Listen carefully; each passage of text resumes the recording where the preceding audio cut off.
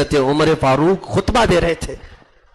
بلند آواز سے امام حسین نے کہا اے عمر میرے نانا کے ممبر سے اتر جاؤ, یہ میرے باپ کا ممبر ہے.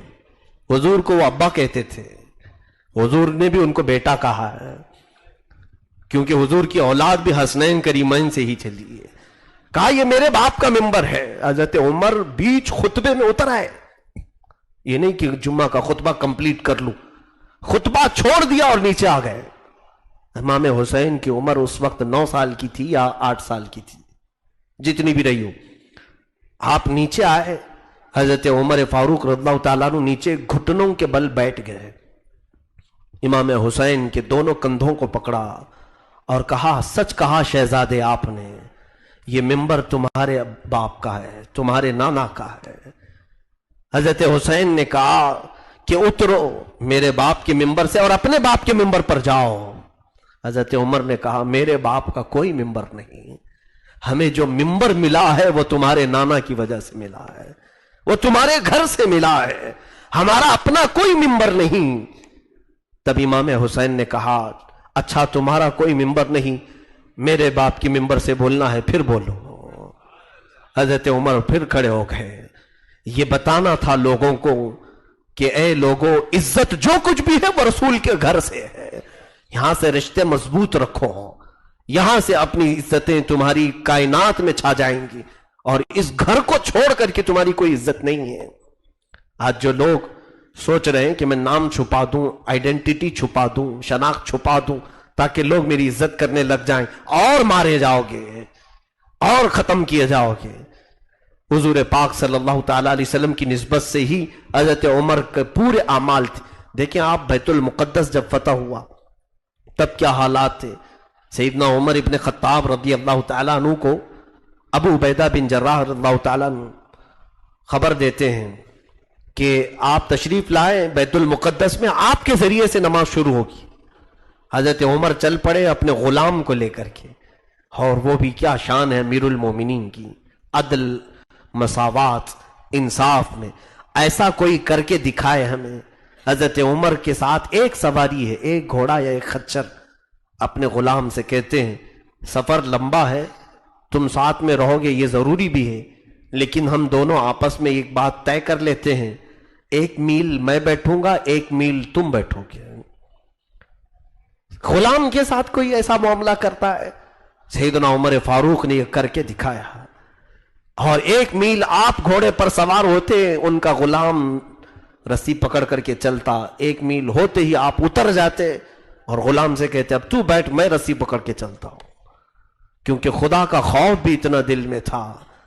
اتفاق دیکھیں جب فلسطین پہنچے علاقہ بیت المقدس کے پاس تو لوگوں کو خبر ہو گئی تھی, وہاں کے عیسائی سارے لوگ باہر آ گئے تھے امیر المومنین کو دیکھنے کے لیے.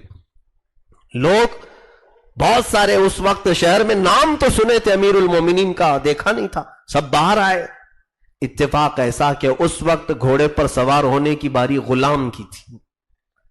غلام بیٹھا ہوا تھا اور آپ رسی پکڑ کے چل رہے تھے.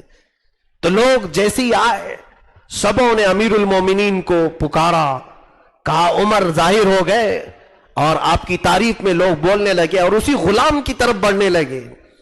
سارے لوگ دیکھا نہیں تھا.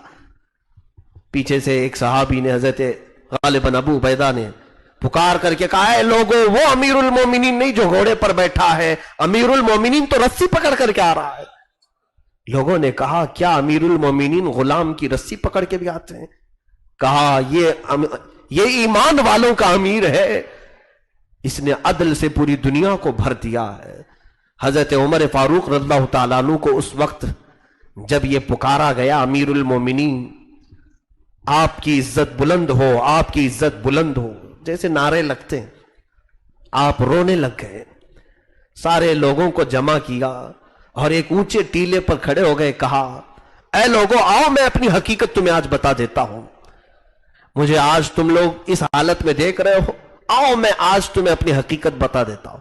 یہ اس وقت کی بات ہے جب عمر فاروق کی حکومت جانتے 36 لاکھ مربع کلومیٹر پر تھی.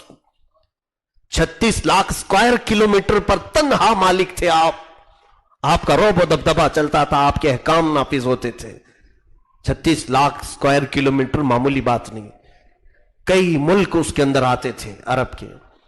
उस वक्त हजरत अमीरुल मोमिनीन उमर इब्न खत्ताब रो रहे हैं और लोगों को जमा करके कहते हैं, सुनो मेरी तारीख, तुम सुनना चाहते हो मैं बताता हूं अपने आप को।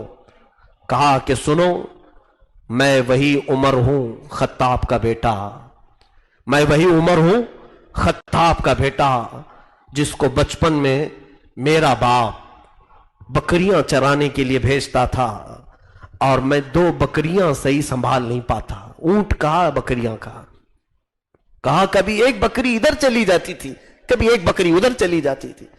बकरियों को हमने भी देखा है, जल्दी हाथ में आती नहीं, कुर्बानी के मौके पर भाग जाते हैं।